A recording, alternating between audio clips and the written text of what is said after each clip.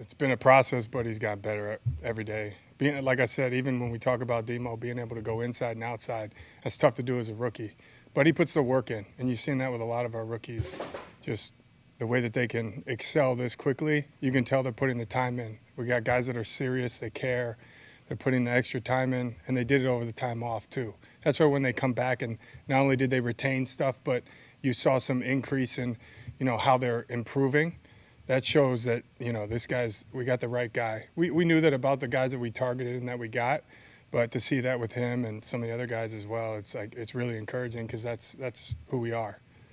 2 picks from Odom today, and he's more than held his own, it seems like, running with the first teams as a safety, and pigeonholed as a special teams guy for so long. But how viable is he as a safety? I mean, he's a football player, Like I said, he really did well last year during this time as well, and he's just, as far as improving at the safety spot, I mean, he has all the tools. He's just continued to, feel comfortable in the system to where, again, he can play fast. And he made a correction today about being in the post from the other day when they got an explosive. So that was cool to see that it's not just the ability, it's the comfort, able to make corrections and still go make the play. Because he is aggressive, and he'll tell you he's not going to drop the ball. So, he's not just a special teamer, he's a football player, and it translates, and he's doing well. Nick, you've been around football a long time. Yeah. What would you tell a casual fan who's going to turn on the game Saturday about the kickoff, that doesn't really know what's going on? What do you mean? Like, how would you explain it to someone who hasn't been paying attention? Like, hey, the kickoff's going to look a little different now. Well, did they already know about the kickoff, or is this someone who's like from Mars and they don't know anything? But they kind of forgot, and they're like, They're starting out right near each other, and then they're going to play. So, I mean, that's the only way, I kind of watch it a little bit. I think it's interesting. I mean, a lot of my career was on special teams. So for me, not only were you were kicking off, you were at the 30, and they could double team, and they had wedges. So I would hit doubles and wedges all the time. So it's like, I'm kind of like, dang, they don't have to hit wedges. Like, they don't know what it's like to hit 2 linemen that are like 4 guys running next to each other. So I'm kind of like old school in that thought, but I also, neck and, head and all that stuff to where I think it's like, okay, that's not smart, just spearheading into 4 linemen or like 2 fullbacks. And so the purist part of me still loves them. Sometimes, man, let's go to the 30 but it's smart. You have to do the smart thing. Just like 2-a-days. I remember as a player being like, what are we doing? It's the 4th day, and we're going to do 2-a-days for 10 days in a row before our first day off, and you can't even walk when you wake up.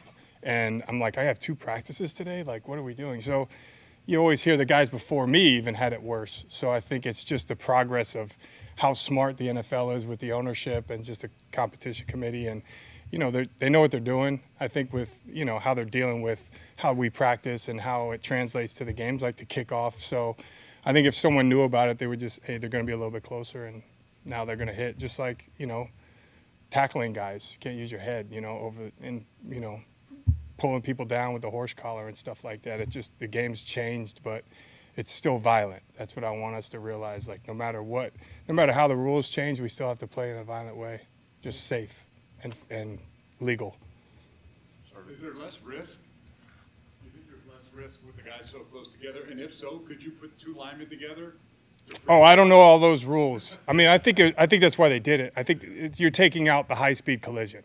Like what I was talking about back then, it was 40 yards of sprinting into somebody, just like, how you have to hit people and, with the receivers, how they're protected, how quarterbacks are protected. You could talk to some of those old school guys about, going over the middle and taking some of the shots that Jerry Rice and those guys had to take. And, some of these quarterbacks, you hear them bring that stuff up too. But, it's making the game safer and it's protecting people. So I think that's right for the players.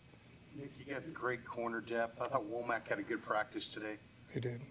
How would you describe his tenure here? It's like he kind of seemed like he fell out of favor last year, didn't play a lot at the end of the year, but he sure looks good this summer. He's played consistent. That's the main thing, is just, keeping him consistent. He's worked hard. He improved over the offseason, and he's been consistent. That's the good thing. Continue to improve and challenging him, and so far he's met the challenge. So I'm just excited for all these guys to see him play in the game. No one person in particular. We're getting to go in a game, play against someone else coming up, and let's see, who competes. You they've got a new front four with Bosa, Hargrave, Floyd, and Collins. It seems like they're getting stronger and stronger the more you practice. What are you seeing out of that front four? It's exciting. You know, they're dynamic guys. They're really starting to work together well with some of the games and how they rush, but they're all so explosive. They all have such experience. They all have production. I mean, it's a cool group. And then even our guys behind them too. You know, we've got guys that work and can rush, get to the quarterback, but also play the run game because you got to earn the right to get those pass rushes. He'd be open to dropping in coverage if you guys utilize 3-4 a bit more. What's your perspective on that, and do you think that's something you will end up using a bit more this season? No, I mean, it's just you do what you need to win the game, and sometimes that happens. We've done it in the past. He's had to drop if something dictates it based on formation or call, then it can happen. I mean, you want him rushing. It's Nick, but, you know, it can happen. It's just football. Getting back to the secondary, obviously they were able to force multiple interceptions there toward the end. Why do you think that they were so efficient or effective at doing that? And then also, as we head to near the end of camp here, and how much confidence do you have with these guys going into the season, especially in this pass-happy league that we have, that this group and secondary will, you know, continue to have that success? I just like that they compete and they've improved every day and we're being disruptive. But it also, again, it's Russian coverage working together. I think a lot of times most of the drills we do are team periods. You know, so you've got people around the quarterback, and sometimes it's, you know, coverage forcing a sack, or he's got to take an extra hitch, or there's someone around, he's got to slide in the pocket. I think it's just the main thing, our guys working hard on the details. Like, that's what we've really focused on this offseason and this training camp is just how much better can we get? How can we fix every minute detail? They all take coaching. They love it. They're studs about it. They hold each other accountable, and they compete and try and finish everything. Talked a lot about trying to adapt to this style, the Chris Kacerek style of just getting after the quarterback. How do you see the new guys that have been here, like Yetur Gross-Matos, adjusting to that just go after the quarterback mindset? I don't think they're, as far as how he coaches and what we want to do, he's adjusted well. I think a lot of the guys have, like, really quickly, just like we were talking about Renardo earlier. I think it's, like I've said a couple times, I think the guys that we brought in are just the right type of guys. Not only are they talented in what they have positionally, they're also very serious and they love ball, and then they come into a team that's already like that. So he's worked really hard, and he's really focused, and they want to do it right. So he's really picking it up fast. How much more do you think you can get out of Javon Hargrave this year? I think he looks great right now. I think sky's the limit. I think he looks, I feel like, better than he did last camp. I think he would, you know, he's gotten more comfortable, and he had a really good offseason and training and coming in, and I'm excited. Is there a little hesitation just coming from a different scheme to this one that you saw from him last year? I don't know. I think, you know, he had an injury at one point, and he was doing really well, and sometimes there's setbacks like that just, you know, can take you off course a little bit. You're not coaching him, but there's a fair amount of buzz around the way Debo's coming to camp. Say that again? I realize he's not your guy on defense, but Yes. there's a fair amount of buzz about how Debo's coming to camp and kind of set the tone. Just as a football coach, do you notice Absolutely. this looks like Debo? The first day I saw him when he came back, I almost didn't recognize. I was like, "Dang, dude, you're in really good shape." You know, he came back in, not a knock. I mean, it's like he looks great and he's moving great, and you know, he's Debo. He's a weapon anyway, but he's been looking really good. Thank you, guys. Thanks.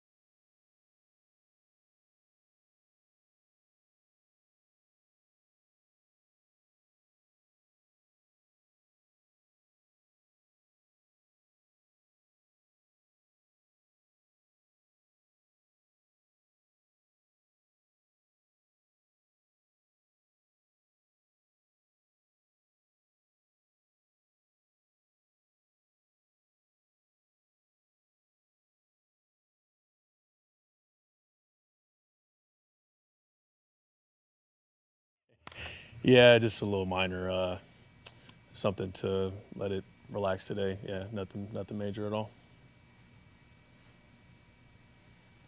What does a day like today mean, like where the organization is celebrating Dwight Clark Day? Yeah, it's a huge day. Dwight Clark means a lot to the 49ers. And, I was blessed and honored to receive the Dwight Clark Award last year, and was able to speak to a lot of his former teammates and guys that were around him. And they all speak about just how amazing he was as a person, as a teammate. And, and I think that speaks to who he was. Obviously, we know about the catch, but, I think the impact that he left on everyone that he met and was around is what really mattered. What do you make of the way Debo is coming to camp? Sorensen just said initially didn't recognize Debo. I mean, does this seem like ready to roll Debo? Yeah, man, that number change got him looking even slimmer, But I mean, you can tell, man. He took this offseason really serious. This means a lot to him. He's been outstanding through this. I think this has obviously been his best camp in terms of just coming in prepared, ready to go, and just competing every single day, showing his team, showing us, everyone, that he's ready to go, right? And he's setting himself up to have an amazing season. I'm really happy for him, and obviously happy for our team because we need him. Brett, what is the potential of a guy like J.P. Mason? When watching him on the practice field, he just seems like he's just got a ton of talent.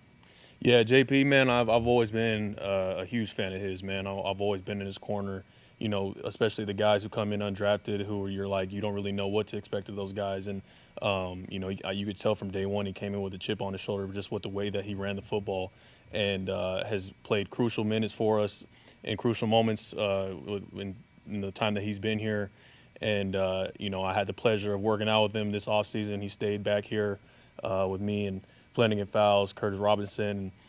I made sure to get it out of him as much as I could because I'm like, hey, man, like, it's you've done great things in the past, but, bro, like, you can be so much better and do so much more, and having those conversations with him. And just so happy for him in the camp that he's having, right, and kind of taking on that role of, like, toting the ball right now because, he's got a lot of opportunities. So I'm really excited for him going forward. Yes, look about the same as he did before. Always fast, always quick, no matter what number he's wearing out there, he always seems to be one of the fastest guys on the field. So it's good to have Matt back in the building. Obviously, he knows his way around pretty well. Seems like he hasn't lost a step. What he's made his rep as one of the best special teams players in this league. He's having a really good camp at safety and 2 picks today. And I mean, if he steps in there as a starting safety, how good can he be? Yeah, man, I'm really confident, Gio. I'm really happy with the camp that he's had, man, and I'm excited and happy for him, because this is a moment in an opportunity that he's wanted for a long time, man, and he's shown up in a big way from OTAs going into training camp this year, man. He's, like you mentioned, he's had a great camp, been around the ball a ton. He's already a physical, dynamic player for us on special teams, but to add that to our defense would be major for us. Defense has always kind of been the cornerstone of this team, especially in your duration of being here. Now is, I guess, one of the veterans, I guess if I can say that. Still young, but one of the, what have you seen from this particular group this year, and why, what gives you optimism or confidence with this group heading into preseason? Yeah, no, I mean, there's a lot of different moving pieces right now. You talk about, obviously, a new defensive coordinator, a lot of new guys who are joining the roster on the defensive side, a lot of young talent. Obviously still a lot of the same, guys who have been here and played for us at a high level. But, putting that all together, I feel like it's just a hungry and motivated group, man, to go out and dominate. I think Nick has done an amazing job as our leader, man, of just instilling like the speed, violence, and finish of what we expect and what the standard is as a defense. And you don't stray from that. You don't waver from what the standard is just because you have a bad day or you have a bad rep. Like the standard is the standard, right? And it doesn't matter who's in there. I love the depth of the group. I love everything, man. I think we're heading in the right direction right now. You take it one day at a time. It's not a finished product by any means, but we're heading in the right direction. Behind a lot of defensive front fours.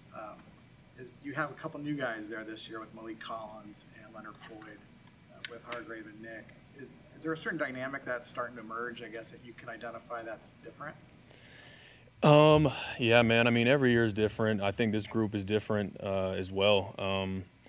This might be the quietest defensive front because all four of those guys are very like humble, like chill guys, off the field. But you get them on the field, all of a sudden they're monsters and they're savages for some reason. I don't know how that works, but man, I think it's obviously as good a group as we've had in the starting four. But I think what's actually more exciting is the depth behind them to be able to keep guys fresh and continuing to, pressure and get off the ball, disrupt things. You know what I'm saying? So it's been a really good group this year.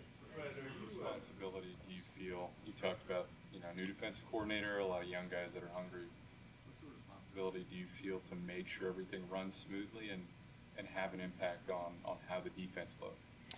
Yeah, I think the biggest thing for me, man, is just be consistent with how I approach my work every single day.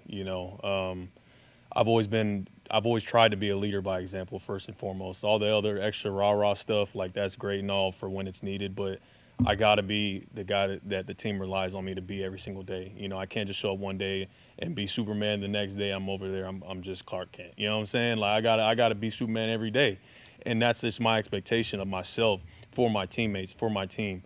And everything else just kind of falls into place from that. I'm not worried about doing somebody else's job. You know what I'm saying? I just do my job to the best of my ability, and I know everything else handles itself. Are you curious about the kickoff and how it's going to play out starting on Saturday? It is something that is a mystery right now. It'd be cool to see somebody go and return a kick for a touchdown on our side, on the other team's side. But I think based on how it went in the Hall of Fame game, it wasn't really much going on there. So we'll see. I don't know what will happen. You have a rivalry with Brandon Ayuk, and since he hasn't been on the field, has there been a new focus of your attention? Good question. Man, a new rival of mine. I wouldn't say so. I think I'm not. There's nobody really coming to mind. I think, like I said, I've been pushing Elijah and JP a lot in the running back room because I know there's a lot in them. But it's just always a rivalry with the entire offense in my mind. Is time coming? Ricky, it's coming. Yeah. We got to keep him on that field. But yeah, it's coming. That's for Brandon, and business is business. But is there a nervous energy in the locker room and anxiety maybe to want to get this done so you have a resolution one way or the other? I mean, you want resolution for sure for him and the team, but at the end of the day, there's nothing, nervous energy. There's none of that going on. It's business as usual. We understand the situation, and we'll let them kind of handle that from there. Yeah, you got it, guys.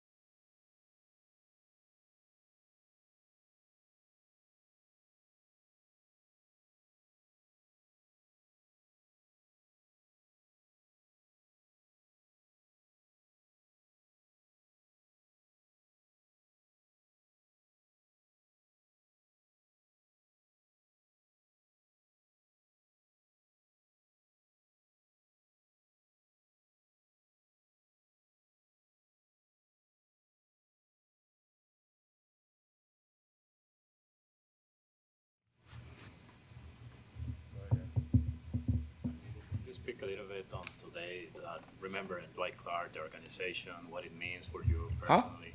Can you speak a little bit today on Dwight Clark, the organization celebrating?